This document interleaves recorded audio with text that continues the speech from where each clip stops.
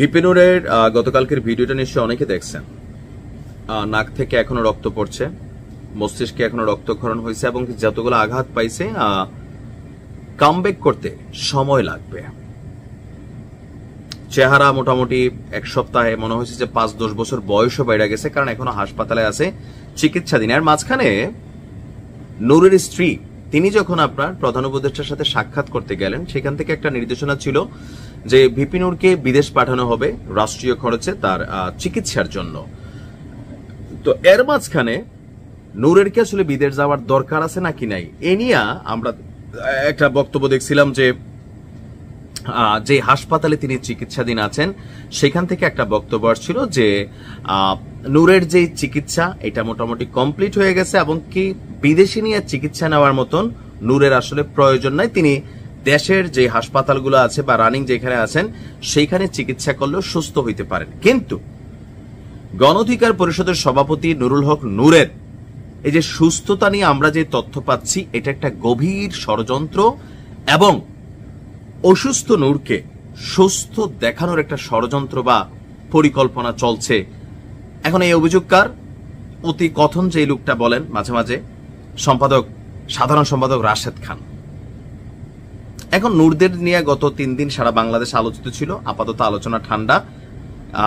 এখন এই ঠান্ডা আলোচনাটা আবার গরম হওয়ার দিকে যাচ্ছে, কারণ রাশেদ খানের অভিযোগ যে নূর এখনো সম্পূর্ণ সুস্থ না, কিন্তু তাকে সুস্থ দেখানোর একটা পরিকল্পনা চলছে। কারা করতেছে ভাই এই পরিকল্পনা? সরকার, সেই হাসপাতাল, মানে এটাতে লাভ কি হবে দেখাইলে?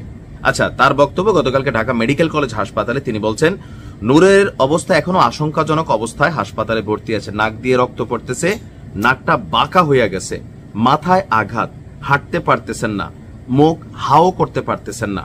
সরকারের পক্ষ থেকে জানানো হয়েছে তাকে বিদেশ পাঠানো হবে। পরিবেশ উপদেষ্টা আমাদের জানিয়েছেন স্বাস্থ্য মন্ত্রণালয়কে এরই মধ্যে নূরকে বিদেশ নেওয়ার ব্যাপারে নির্দেশনা দেওয়া হয়েছে। তার শারীরিক অবস্থার কোনো উন্নতি নাই, আগে যেমন ছিল তেমনই আছে, এখনো প্লেনে ওঠার মতন অবস্থায় নাই। আমরা সিঙ্গাপুর নিয়ে তাকে চিকিৎসার জন্য দাবি জানিয়েছি, আরেকটু সুস্থ হলে তাকে বিদেশ নেওয়া যাইতে পারে।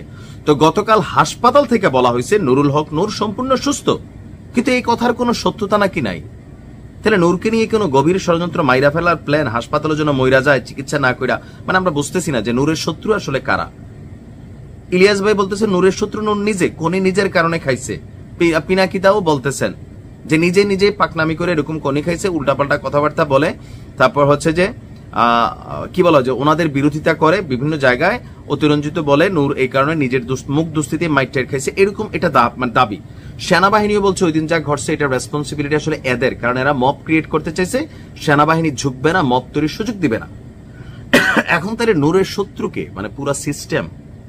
কারণ রাশেদের বক্তব্য যে নুরুল হক নূর এখনো সম্পূর্ণ সুস্থ নয়, অথচ তাকে সুস্থ দেখানোর একটি পরিকল্পনা চলছে।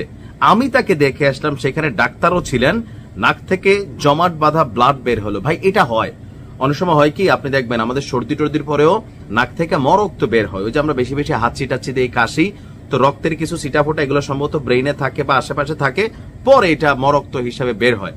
তো উনি হাসপাতালে ছিলেন, মাইটের যেটা খাইছেন, ভিতরে রক্তপাত হয়েছে, মস্তিষ্কে রক্তক্ষরণ হয়েছে, সেগুলোই সম্ভবত বের হইতেছে, আমার ধারণা। না, আমি তো ডাক্তার না, তবে ডাক্তাররা যেহেতু বলতেছে, কিন্তু রাশেদ ভাই মনে করতেছে বিষয়টা তা না।